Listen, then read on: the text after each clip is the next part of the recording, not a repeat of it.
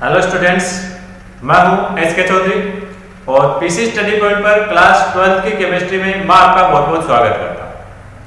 आज से अपन स्टार्ट करने जा रहे हैं ऑर्गेनिक केमिस्ट्री यानी कार्बनिक रसायन, जो कि केमिस्ट्री का एक बहुत ही महत्वपूर्ण भाग है और हमेशा बच्चों को ये बिल्कुल से एक टिपिकल एंगल से दिखाई देता है, यानी हमेशा हार्ड लगता है कि ऑर्गेनिक केमिस्ट्री काफी ज्यादा हार्ड है, इसमें अपने हमेशा नंबर कम आते हैं। तो देखिए, इसका महत्वपूर्ण सबसे जो बड़ा रीजन होता है वो ये होता है कि आप इसको रेगुलरली इसकी क्लास अटेंड नहीं करते हैं या इससे डर जाते हैं।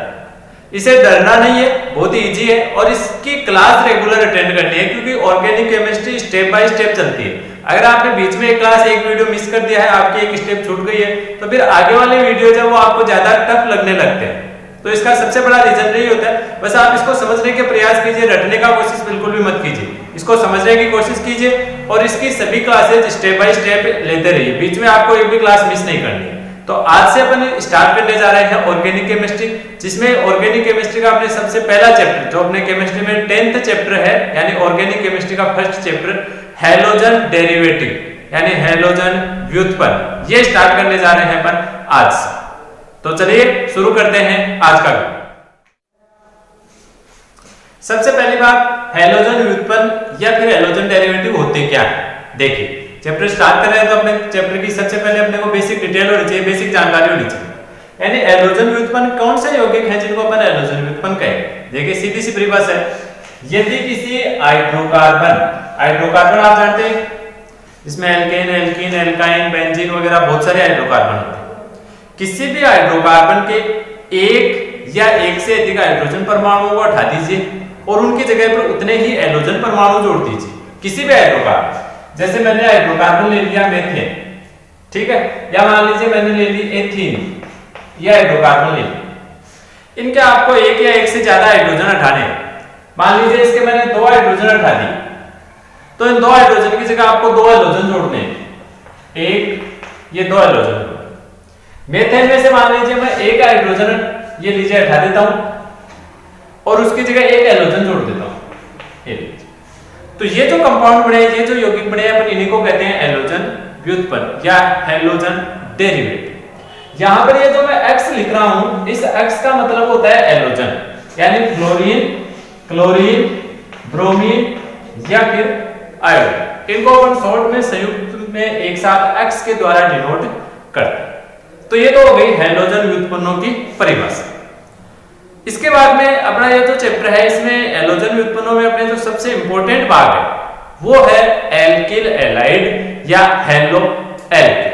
तो चलिए शुरू करते हैं हैलोजन डेरिवेटिव का सबसे पहला टॉपिक, हैलो एल्किल। देखिए, एल्किल हैलाइड या हैलो एल्केन किसको कहते हैं।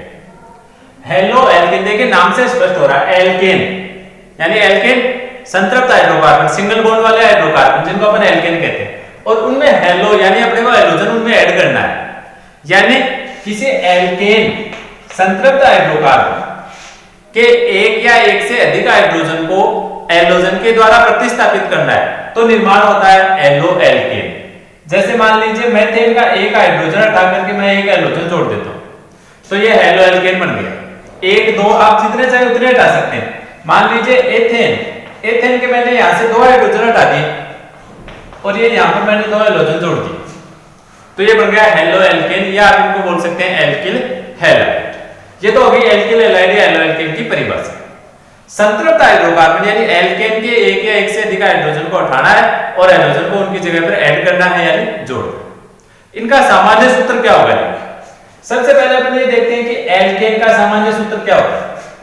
एल्केनों का सामान्य सूत्र होता है CnH2n+2। ये जानते हैं अपन, एल्केन का सामान्य सूत्र ये होता है। अब अपन एल्किल हैलाइड बनाने में क्या किया है, इनके एक या एक से अधिक हाइड्रोजन को तो हटा दिया। तो मान लीजिए मैं एक हाइड्रोजन को हटा देता हूं, तो एक हाइड्रोजन को हटाने के बाद में फॉर्मूला बनेगा CnH2n+1, क्योंकि एक हाइड्रोजन कम हो गया तो +2 की बजाय +1 बच गया, और उस हाइड्रोजन की जगह आपने जोड़ दिया क्या, हैलोजन। तो ये लीजिए हाइड्रोजन की जगह मैंने हैलोजन जोड़ दिया। ये बन गया इनका सामान्य सूत्र, किनका, हैलो एल्केन या एल्किल हैलाइड। यानी इनका सामान्य सूत्र होता है CnH2n+1X। ये इनका हो गया नॉर्मल फॉर्मूला। ये तो हो गई एल्किल हैलाइडों के बारे में बेसिक जानकारी।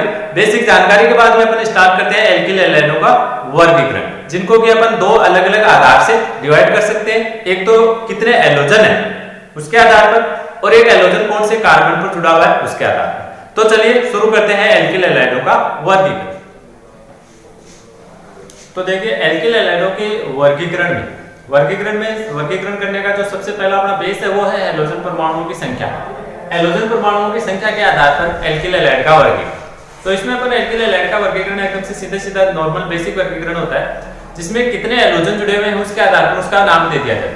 जैसे मान लीजिए किसी एल्किल हैलाइड, जैसे ये एल्किल हैलाइड है, इसमें केवल एक एलोजन जुड़ा हुआ है, तो इसको अपन एक के लिए इसको नाम दे देंगे मोनो। एक को मोनो को कहते हैं अपन, तो इसका नाम हो जाएगा मोनो हेलो व्युत्पन्न। जिसमें एक एलोजन जुड़ा हुआ है उसको अपन बोल देंगे मोनो हेलो व्युत्पन्न। यदि दो एलोजन जुड़े हुए हैं तो उसको अपन बोल देंगे डाई हेलो व्युत्पन्न।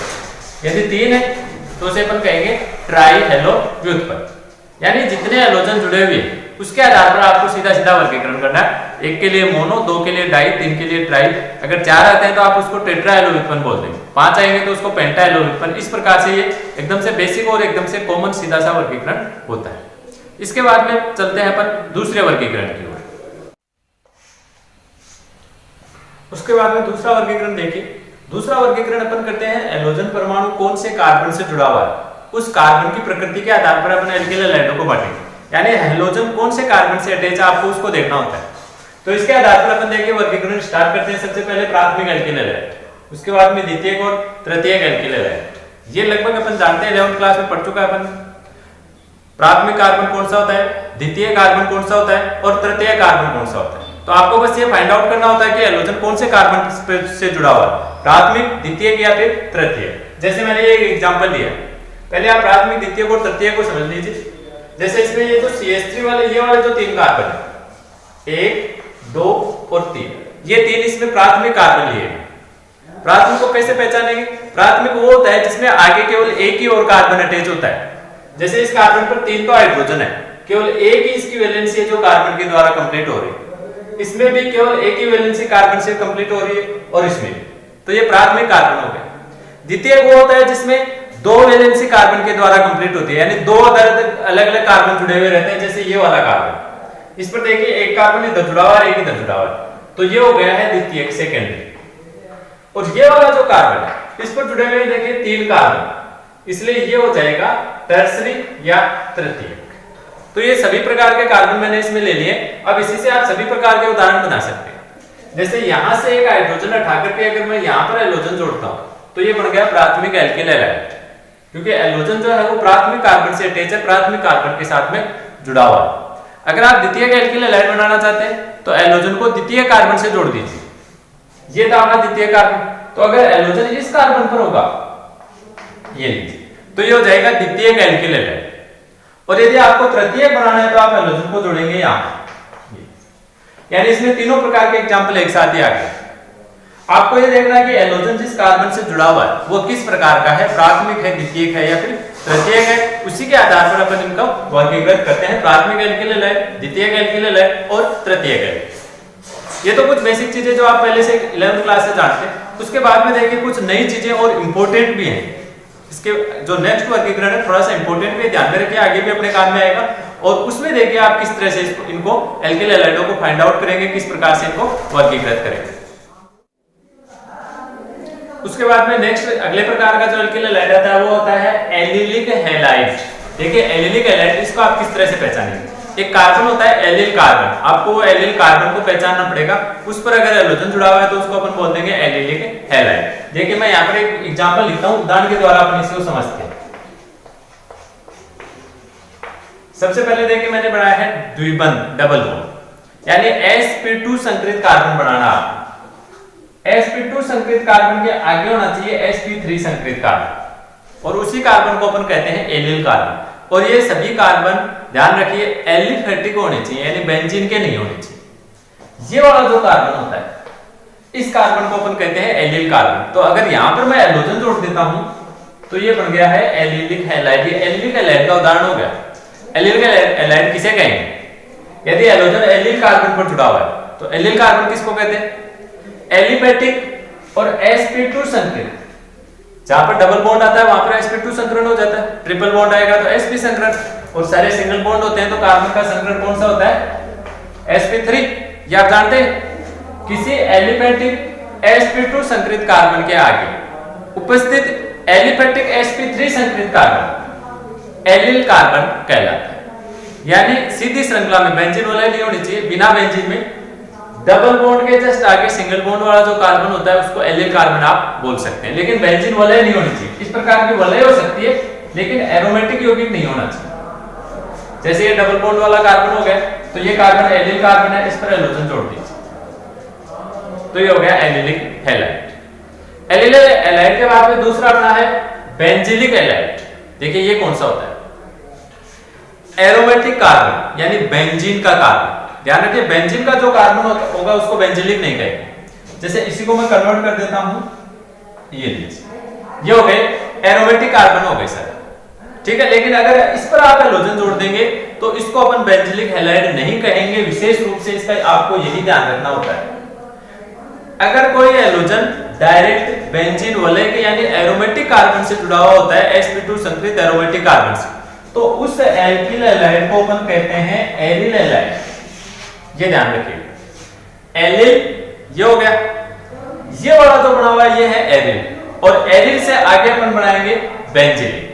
तो ये तो हो गया देखिए एरिल। अब बेंजिलिक कौन सा होता है, एरोमेटिक sp2 संकरित कार्बन से जुड़ा हुआ एलिफेटिक sp3 संकरित कार्बन, यानी बेंजीन वाले के आगे सिंगल बॉन्ड से कोई कार्बन जुड़ा हुआ होना चाहिए, तो इस कार्बन को अपन बेंजिलिक कार्बन कहेंगे। और इस पर जो हैलोजन जुड़ा हुआ रहेगा तो उसको अपन बोल देंगे बेंजिलिक हैलाइड। तो ध्यान रखना आपको, ये जो जितने भी कार्बन है इन पर अगर हैलोजन जोड़ोगे तो वो बनेगा एरिल हैलाइड, और इस कार्बन पर आगे एक दूसरा कार्बन जोड़ करके अगर बाद में हैलोजन जोड़ोगे तो बन जाएगा बेंजिलिक हैलाइड। तो ये इन दोनों में समानता होती है, ध्यान रखिएगा, बेंजिलिक में और एरिल। ठीक ऐसी ही समानता होती है एलिलिक और वाइनिलिक। जैसे ये मैंने आपके सामने एग्जांपल बना रखा है, ये तो है एलिलिक का, एलिफेटिक sp2 संकरित कार्बन के आगे एलिफेटिक sp3 संकरित कार्बन होना चाहिए। लेकिन ये जो एलिफेटिक sp2 संकरित ये कार्बन होता है इसको अपन कहते हैं वाइनिलिक। ठीक इसी प्रकार से जैसे ये तो हो गया एरिल, और एरिल के आगे कौन सा हो गया, बेंजीन। ठीक उसी प्रकार से ये जो डबल बॉन्ड वाले कार्बन है इनको तो आप बोलेंगे वाइनिलिक, और उसके जस्ट आगे वाला है उसको बोलेंगे एलिलिक। यानी अगर हैलोजन यहां पर जुड़ा हुआ होता इस तरह से CH2 डबल बॉन्ड CH और यहां पर हैलोजन जुड़ा हुआ तो उसको अपन बोलेंगे वाइनिलिक हैलाइड। ये डिफरेंट होता है एलिलिक में और वाइनिलिक में। जो समानता एलिलिक और वाइनिलिक में है ठीक वही समानता बेंजिलिक में और एरिल में। ये आपको थोड़ा सा ध्यान रखना। तो ये थोड़े 4 अलग प्रकार के कार्बन है, इनको आप ध्यान में रखोगे, आगे अपने अल्कोहल वाला चैप्टर है उसमें भी काम में आएंगे। ये आपने पहले नहीं पढ़े होंगे, 11th क्लास में नहीं आते हैं, ये यहीं पर अपने 12th क्लास में ही पहली बार आए। तो ये था अपना आज का वीडियो, ऑर्गेनिक केमिस्ट्री का फर्स्ट वीडियो है। वीडियो आपको कैसा लगा अपने कमेंट के द्वारा में जरूर बताइएगा। आज के वीडियो में बस इतना ही। धन्यवाद, जय हिंद।